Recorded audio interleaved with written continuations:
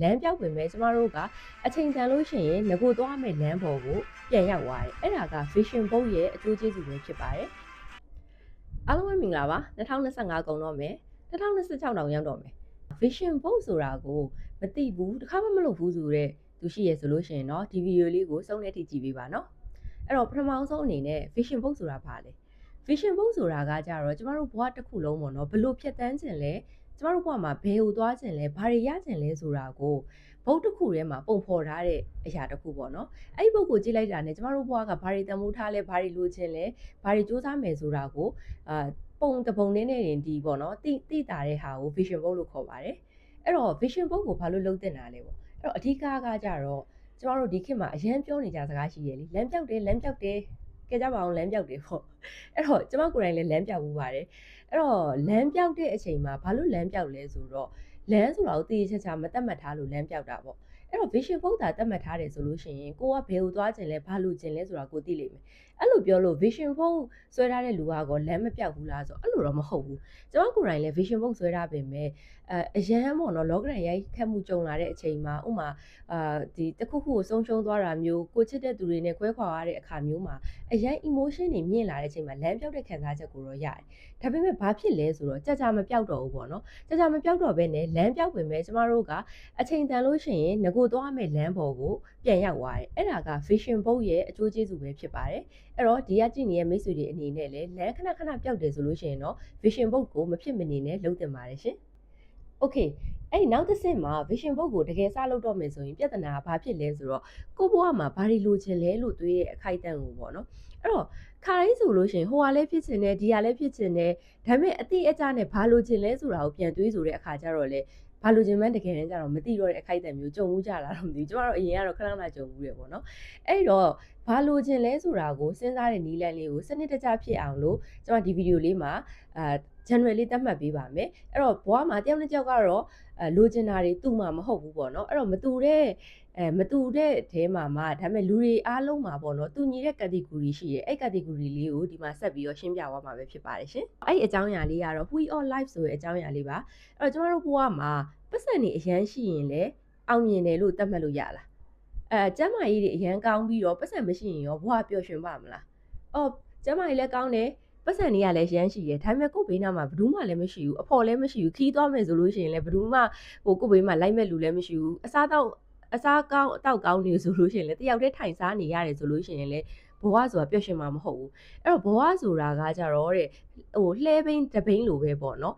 သူကဒီအားလုံးကအချိုးညီနေမှာဘိန်းကလှိမ့်နေမှာဆိုတဲ့သဘော wheel light ဆိုတာရှိရဲအဲ့တော့ wheel light မှာပုံမှန်အဖြစ်ပေါ့နော်သူ့မှာတချို့တွေကလည်း၄ခုတချို့တွေကလည်း၈ခုတချို့တွေလည်းအဲ့ထက်များတာရှိပေမဲ့များသောအားဖြင့်လူတွေသုံးတာကကြတော့၈ခုသုံးတာရှိရဲပေါ့နော်အဲ့တော့ကျမကဒီနေ့ vision board ဆွဲတဲ့နေရာမှာ wheel light ကိုချိတ်ဆက်ပြီးတော့ပြောပြချင်တာပဲဖြစ်ပါတယ်အဲ့တော့ပထမဦးဆုံးခန္ဓာအနေနဲ့ wheel light မှာပထမဦးဆုံးကတော့ကျန်းမာရေးပေါ့နော်အဲ့တော့ကျန်းမာရေးမှာကိုယ့်ဘဝမှာဘယ်လိုကျန်းမာရေးအခြေအနေမျိုးကိုလိုချင်လဲဆိုတာကိုအရင်ဆုံးစဉ်းစားကြည့်ပါအဲ့တော့စဉ်းစားတဲ့အခါမှာကျမဆိုလို့ရှိရင်ဝတဲ့အခါကျတော့ကျမရဲ့ဒီဖြစ်ချင်တဲ့ကျန်းမာရေးနဲ့ဆိုလို့ရှိရင်ခန္ဓာကိုယ်ကကြစ်လက်ပြီးတော့တွက်လက်တာမျိုးပေါ့နော်အဲ့လိုဟာမျိုးလိုချင်တယ်အဲ့လိုဟာမျိုးလိုချင်တယ်ဆိုလို့ရှိရင်ခြာရေးလိုက်တယ်တချို့ဆိုလို့ရှိရင်လည်းကိုမကောင်းတဲ့အစိတ်ပိုင်းတွေကိုကောင်းစေချင်တာမျိုးပေါ့နော်အဲ့လိုအစိတ်ပိုင်းတွေကိုခြာရေးလို့ရတယ်အဲ့တော့ဒီဗီဒီယိုကြည့်နေတဲ့မိတ်ဆွေအနေနဲ့လည်းစာရွက်လေးကိုယူလိုက်ပါယူပြီးတော့ကျန်းမာရေးနဲ့ပတ်သက်ပြီးတော့ကိုယ့်ဘဝမှာဘယ်လိုအနေအထားမျိုးဖြစ်ချင်လဲဘာတွေဖြစ်ချင်လဲဆိုတာလေးကိုခြာရေးကြည့်ပါโอเคအဲ့ဒါခြာရေးပြီးဆိုတော့နံပါတ်1ပေါ့နံပါတ်2ကကြတော့မိသားစုနဲ့မိတ်ဆွေများဆိုတဲ့အကြောင်းအရာလေးပဲဖြစ်ပါတယ်โอเคမိသားစုဆိုရင်ရောကိုယ့်ဘဝမှာဘယ်လိုပုံစံမျိုးနဲ့ကိုယ့်မိသားစုနဲ့ဖြတ်တန်းခြင်းလဲကိုမိတ်ဆွေတွေဆိုရင်ရောဘယ်လိုလူမျိုးတွေကိုလိုချင်လဲဆိုတာလေးကိုအသေးစိတ်ခြာရေးကြည့်ပါတချို့ကြတော့လဲဘဝကိုsingle အနေနဲ့ပဲဖြတ်တန်းခြင်းတယ်တချို့ကြတော့လဲမိသားစုလေးနဲ့ကလေးလေးတွေနဲ့ပျော်ရွှင်နေတာလည်းရှိတယ်ပေါ့နော်အဲ့တော့ဒါကတော့တယောက်နဲ့တယောက်ကမတူတဲ့အတွက်ကြောင့်မို့လို့ကိုလိုချင်တာကိုခြာရေးကြည့်ပါနောက်တစ်ခုကကျတော့အခြေအိမ်အောင်ကြီးပေါ့နော်အခြေအိမ်အောင်ကြီးမှာဆိုလဲထုံးစံအတိုင်းပါပဲဘလို့ relationship မျိုးကိုလိုချင်တာလဲပေါ့နော်အဲ့ဒါလေးကိုအသေးစိတ်ခြာရေးကြည့်ပါနောက်တစ်ခုကကြတော့ကိုယ်ပိုင်တိုးတက်မှုပေါ့နော်အဲ့ဒါကကြတော့ဒီကိုဘွဲတွေပညာရေးတွေပေါ့နော်ဘာတွေဆက်ပြီးတော့လေးလာသင်ယူခြင်းလဲဘလို့အနေထားမျိုးအထိရောက်ချင်လဲဆိုတာမျိုးလေးကိုခြာရေးကြည့်ပါ အဲ့ဒါပြီးနောက်တစ်ခုကကြတော့ဝါသနာတွေအပန်းဖြေမှုတွေပျော်ရွှင်မှုတွေပေါ့နော်အဲ့ဒါလည်းတယောက်နဲ့တယောက်မတူပါဘူးဥပမာကျမဆိုလို့ရှင်ခီးသွားတာဝါသနာပါတယ်အဲ့တော့ဟိုခီးဘယ်နှခုသွားမယ်တို့ဘာလုပ်မယ်တို့ဘာဥပမာတချင်းဆိုတာနဲ့ပတ်သက်ပြီးတော့တင်မယ်တို့အဲ့လိုမျိုးပေါ့နော်ကိုယ့်ရဲ့ဝါသနာလေးတွေကိုခြာရေးကြည့်ပါနောက်တစ်ခုကကြတော့ဒီနေထိုင်ရာပတ်ဝန်းကျင်ပေါ့နော်အဲ့ဒါကကြတော့ lifestyle ကိုပြောချင်တာကိုယ့်ဘဝမှာဘယ်လိုပုံစံမျိုးနဲ့နေခြင်းလဲဘယ်လို lifestyle မျိုးနဲ့နေခြင်းလဲအဲ့တော့ကျွန်မဆို lifestyle အကြောင်းကိုစဉ်းစားလိုက်တဲ့အခါမှာဆိုလို့ရှိရင်အိမ်နေကားတွေကိုအရင်ဆုံးစဉ်းစားမိရပေါ့နော်အဲ့တော့အိမ်ဆိုလို့ရှိရင်ဘယ်လိုအိမ်နဲ့နေခြင်းလဲကားဆိုလဲဘယ်လိုကားမျိုးလိုခြင်းလဲဆိုတာမျိုးကိုခြာရေးတယ်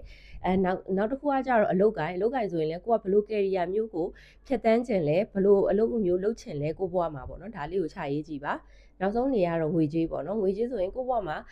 ငွေကြေးတစ်လားကိုဘယ်လောက်ရှိရင်လုံလောက်ပြီးထင်လဲဘယ်လောက်စုဆောင်းမိထားခြင်းလဲဆိုတာကိုခြာရေးကြည့်ပါပေါ့နော်ဒါကတော့အခန်းကဏ္ဍ၈ခုဖြစ်ပါတယ်အဲ့၈ခုကိုအရင်ဆုံးခြာရေးကြည့်ပါအဲ့ဒီအပိုင်းကအရင်ရေးကြည့်ပါတယ်ကိုလိုချင်တာကိုတေးချာချာတိမှဒီ vision board ကပေါ့နော်တကယ်တမ်းကိုနဲ့ချိတ်ဆက်လို့ရမှာဖြစ်တယ်အဲ့မှာသတိထားမှာက vision board ဆိုပြီးတော့သူများတွေဆွဲတာတွေကိုကျမတို့သွားကြည့်တတ်တယ်ပေါ့နော်အဲ့တော့သူများတွေဆွဲတာကိုကြည့်ပြီးတော့ vision board လေးကလှတယ်ဆိုပြီးအဲ့တန် copy ကူးလို့မရပါဘူးသူများလိုချင်တဲ့ဘဝနဲ့ကိုလိုချင်တာနဲ့ကလုံးဝမတူဘူးပေါ့နော်ဆိုတော့အဲ့ဟာလေးကိုတော့သတိထားမိစေချင်ပါတယ်โอเคအဲ့ဒီမှာ vision board မှာလိုအပ်တဲ့အချက်အလက်တွေပထမဆုံးသင်စုဆောင်းပြီးွားပြီဆိုလို့ရှိရင်တော့နံပါတ်1လောက်ရမယ့်အဆင့်ကရုပ်ပုံတွေကိုစုဆောင်းရမှာဖြစ်ပါတယ်โอเคအဲ့တော့ရုပ်ပုံတွေစုဆောင်းတဲ့အစစ်မှာအစောကရေးထားတဲ့၈ခုမှာတစ်ခုချင်းစီနဲ့သက်ဆိုင်တဲ့ပုံတွေကိုရှာဖွေရပါမယ်။ရှာဖွေတဲ့နေရာမှာ Google, Pinterest, AI ကြိုက်တဲ့နည်းပညာသုံးပြီးတော့ရှာဖွေလို့ရတယ်။ဥပမာကျမကြီးဆိုလို့ရှိရင်တွက်လက်တဲ့ခန္ဓာကိုယ်မျိုးကိုလိုချင်တယ်ပေါ့နော်။တွက်လက်ကျမ်းမာတဲ့ခန္ဓာမျိုးကိုလိုချင်တယ်။အဲ့တော့ဘယ်လိုပုံစံမျိုးကိုရှာလဲဆိုတော့အားကစားလုပ်နေတာကိုပျော်ရွှင်နဲ့အားကစားလုပ်နေတဲ့ပုံစံမျိုးလေးပေါ့နော်အဲ့လိုအမျိုးသမီးပုံစံတစ်ခုကိုရှာပါတယ်ရှာပြီးတော့အဲ့ပုံလေးကို save လုပ်ထားပါတယ်ဒုတိယမိသားစုနဲ့မိတ်ဆွေများဆိုတဲ့နေရာမျိုးမှာဆိုလို့ရှိရင်လေကျမကဒီတငယ်ချင်းတွေမိတ်ဆွေတွေနဲ့မကြာခဏခီးထွက်တာစကားပြောတာအဲ့ဒါမျိုးကိုသဘောကျတယ်ပေါ့နော်အဲ့ခါကျတော့ကျမတငယ်ချင်းတွေနဲ့တွေ့တော့ရိုက်ထားတဲ့ပုံတွေပျော်ရွှင်တဲ့ခီးထွက်တဲ့ပုံတွေအဲ့လိုပုံမျိုးတွေကိုကတ်ထားတာမျိုးကိုလုပ်ပါတယ်ပေါ့နော်နောက်တစ်ခုကကျတော့အခြေရေးအိမ်အောင်ရေးပေါ့နော်အခြေရေးမှာဆိုလို့ရှိရင်ဘယ်လို relationship မျိုးလိုချင်လဲပေါ့နော်ကိုက romantic center မျိုးပေါ့နော်ကိုကိုprincess treat ပေးတာမျိုးကိုကြိုက်လားကျမကတော့ဥမာကိုယ့်ရဲ့လက်တွဲဖော်ဆိုလို့ရှိရင်ကိုနဲ့ခီးတွေတူသွားမယ်ကိုနဲ့ရွေချက်တွေအကောင့်ထဲပေါ်မယ်အဲ့လိုမျိုးသဘောကျတယ်အဲ့ခါကျတော့ကပ်ပက်ပုံခီးတူသွားနေတဲ့ပုံတွေပေါ့နော်အဲ့လိုပုံစံတွေကိုရှာပြီးတော့save လုပ်တယ်နောက်တစ်ခုကတော့တိုးတက်မှုပေါ့နော်ဒါကတော့ထုံးစံတိုင်းကိုဘွဲယူမယ်ဆိုလို့ရှိရင်လည်းဘွဲကိုလိုချင်တဲ့ဘွဲပုံတွေအဲ့ဒါမျိုးလေးတွေကိုယူတယ်ကျန်တာကတော့ကိုလိုချင်တဲ့ဟာလေးတွေကိုပုံလေးတွေကိုစုဆောင်းဖို့လိုပါတယ်အဲ့တော့နံပါတ်2အဆင့်ကကြတော့ပုံလေးတွေစုဆောင်းပါမယ်โอเคပုံတွေစုဆောင်းပြီးွားပြီဆိုလို့ရှိရင်တော့နောက်ထပ်စာသားလေးတွေထည့်ဖို့စုဆောင်းရပါမယ် affirmation ဆိုတဲ့စာသားမျိုးလေးတွေပါဥပမာ I am abundant တို့ကိုဘွားမှာကိုဘယ်လို mindset တွေထည့်ခြင်းလဲဆိုတာမျိုးတွေကိုအဲ့ဒီထဲမှာထည့်လို့ရတယ်ပေါ့နော်ကျမဆိုလို့ရှိရင်ဒါလွန်ခဲ့တဲ့နှစ်တွေတုန်းကဆိုလို့ရှိရင်ကျမမှာ money mindset နဲ့ပတ်သက်ပြီးပြဿနာတော်တော်များများရှိရပေါ့နော်အဲ့တော့များသောအားဖြင့်ကျမ patient book တွေမှာ money နဲ့ပတ်သက်တာကြီးများတယ်ဥပမာ I am money magnet ဆိုတာမျိုး I am abundant and money left me money come to me easily and effortlessly ဆိုတဲ့ဟာမျိုးတွေပေါ့နော်အဲ့လိုမျိုးစာသားတွေကိုများသောအားဖြင့်ထည့်လေးရှိပါတယ်အဲ့တော့နောက်တစ်ဆင့်ကတော့ကိုဘလို့စာသားတွေထည့်ခြင်းလဲဆိုတာလေးတွေကိုရွေးချယ်ပြီးတော့ထုတ်ထားပါโอเคနောက်ထပ်ရေးကြည့်တဲ့အဆင့်ရောက်ပါပြီအဲ့တော့အဲ့ဒီအဆင့်မှာကတော့အစောကကျမတို့ information တွေအားလုံးကိုစုဆောင်းပြီးသွားပြီအဲ့တော့တချို့ကကြတော့လေဒီ physical နဲ့လောက်ရတာကိုပို့ပြီးတော့သဘောကျတာရှိတယ်အဲ့ဒီပုံလေးတွေကိုprint ထုတ်တယ်ထုတ်ပြီးတော့အကုန်လုံးညှက်ပြီးတော့ဘုတ်ထဲမှာကော်လေးနဲ့ကတ်ပြီးတော့လုပ်တာမျိုးတွေရှိရပေါ့နော်ဒါပေမဲ့ကျမကတော့အခုနောက်ပိုင်းမှာအဲ့ဒါကြီးလုပ်တာအရန်လှုပ်ရှုပ်တယ် print တွေလည်းမထုတ်ချင်တဲ့အတွက်ကြောင့်မို့လို့ကျမက digital vision board တွေပဲလုပ်တာများပါတယ်အဲ့တော့ဘာနဲ့လုပ်လဲဆိုတော့ Canva နဲ့လုပ်ပါတယ်အဲ့တော့ကျမလိုမျိုးလွယ်လွယ်ကူကူနဲ့ live လုပ်သက်ချင်တဲ့လူတွေအတွက် Canva နဲ့လုပ်တဲ့ tutorial ကိုဆက်ပြီးတော့ကျမတင်ပြသွားပါမယ်ရှင်ပထမအောင်ဆုံးအနေနဲ့ Play Store ကနေ Canva application ကိုအရင် download လုပ်ပါမယ်download လုပ်ပြီးွားလို့ရှိရင်ထုံးစံတိုင်း install လုပ်ပါမယ် Gmail နဲ့ဝင်ရပါမယ် Canva ကတော့အရန်အသုံးဝင်တဲ့ application ပါ Facebook ပုံတွေ social media ပုံတွေအများကြီးကိုပြုလုပ်လို့ရပါတယ်လောလောဆယ်ကတော့ free နဲ့ပဲပြပေးထားပါတယ်ဒီထက်ပိုပြီးတော့ feature စုံကျင်နေဆိုလို့ရှိရင်တော့ပတ်စံပေးပြီးကိုယ်သုံးလို့ရပါတယ်အဲ့တော့ရှားတာများလို့ vision box ဆိုပြီးတော့တန်းပြီးတော့ရိုက်ပြီးတော့ရှာကြည့်လိုက်ပါမယ်အဲ့တော့ vision box ဆိုတဲ့အောက်မှာဒီမှာ design အစုံပဲကိုကြိုက်တဲ့အရောင် color ပေါ့နော် template တွေအကုန်လုံးကိုရွေးချယ်ပြီးတော့သုံးလို့ရပါတယ်ဒါပေမဲ့အားလုံးကတော့ free မရပါဘူး free ရတဲ့ဟာကနည်းနည်းပဲရှိပါတယ်တော်တော်လှတဲ့ဟာတွေဆိုလို့ရှိရင်တော့ဟို plan နဲ့ဝယ်သုံးမှအဆင်ပြေမှာပဲဖြစ်ပါတယ်ရှင်